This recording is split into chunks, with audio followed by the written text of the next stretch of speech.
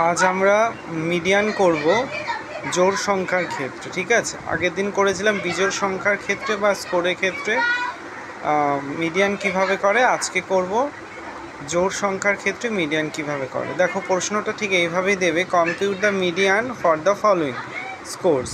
এইরকম কিছু স্কোর দেবে, স্কোরগুলোকে আমাদের কিভাবে মিডিয়ান করব। ঠিক আছে, তাহলে আমরা কি করে বুঝবো এটা জোড় না বিজোড় সংখ্যার মিডিয়ান? আমরা আগে গুনে নেব। দেখো, এখানে 10টা সংখ্যা আছে, 1 2 3 4 5 6 7 8 করে দেখবে এখানে 10টা সংখ্যা আছে।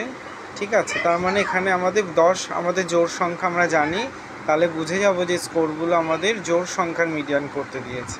ঠিক আছে, তাহলে আমাদের এখন কি করতে হবে, এইরকম প্রশ্ন যদি পেয়ে যাই তাহলে আমাদের এই স্কোরগুলোকে আগে সাজিয়ে নিতে হবে, ছোট থেকে বড় বা বড় থেকে ছোট।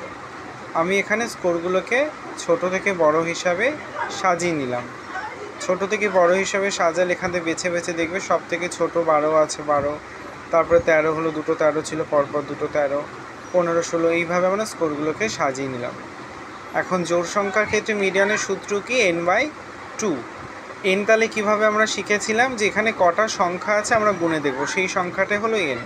এখানে 10টা সংখ্যা আছে, 1 2 3 4 করে যদি গুনি তাই n হলো 10, আর ফর্মুলাতে তো 2 আছে, তাহলে এটাকে ভাগ করলে কত হয়? 5। তাহলে n/2 করলে আমাদের 5। এখন আমাদের দেখতে হবে যে এটা কিন্তু আমাদের মিডিয়ান নয়। হ্যাঁ, তো এখন আমাদের কি করতে হবে, যেহেতু এটা জোড় সংখ্যার মিডিয়ান, তাই আমাদের এই 5 যেহেতু বেরোলো, পঞ্চম প্রাপ্তাঙ্ক এটা, আর ষষ্ঠ প্রাপ্তাঙ্ক আমাদের গড় বের করতে হবে। তাহলে পঞ্চম প্রাপ্তাঙ্ক বা 5 বেরোলো। এখন এই সাজিয়েছিলাম যে আমরা ছোট থেকে বড়, এখানে দেখব যে 5 নম্বর সংখ্যা কোনটা আছে। 1 2 3 4 5, 16 হলো 5 নম্বর সংখ্যা। তা আমরা লিখলাম পঞ্চম প্রাপ্তাঙ্ক সমান সমান 16।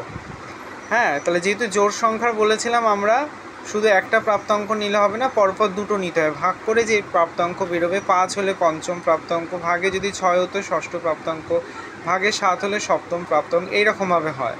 তাহলে যেটা ভাগে বেরোবে সেই পঞ্চম প্রাপ্তাঙ্ক, আর ঠিক তার পরেরটা নিতে হবে। তাহলে এখানে 5 বেরিয়েছিল বলে পঞ্চম প্রাপ্তাঙ্ক নিলাম। আমরা খুঁজে দেখলাম পঞ্চম প্রাপ্তাঙ্ক কত আছে, 16, মানে 5 নম্বর ঘরটা 16 আছে। তাহলে আরেকটা নিতে হবে আমাদের ষষ্ঠ। ষষ্ঠ কীভাবে নেব, যেহেতু এখানে 5 বেরিয়েছিল ঠিক তার পরেরটা নিতে হয়। তাহলে কিভাবে নিলাম এবার ষষ্ঠটা কিভাবে নেব? তাহলে পঞ্চম যদি 16 হয় তাহলে ষষ্ঠ হলো 18, তাহলে 18 হলো আমাদের ষষ্ঠ প্রাপ্তাঙ্ক। ঠিক আছে, এখন আমাদের করতে হবে মধ্যমান এই দুটি প্রাপ্তাঙ্কের গাণিতিক গড়। গাণিতিক গড় করতে গেলে কী করতে হবে, এই দুটো প্রাপ্তাঙ্কে আমাদের যোগ করতে হবে, দুইটা হলো ফর্মুলা। ঠিক আছে, এই টোটাল দুটোকে যোগ করব, 16 18, আর দুইটার ফর্মুলায় আছে, এই জন্য ডিভিশন করলে কত হবে আমাদের?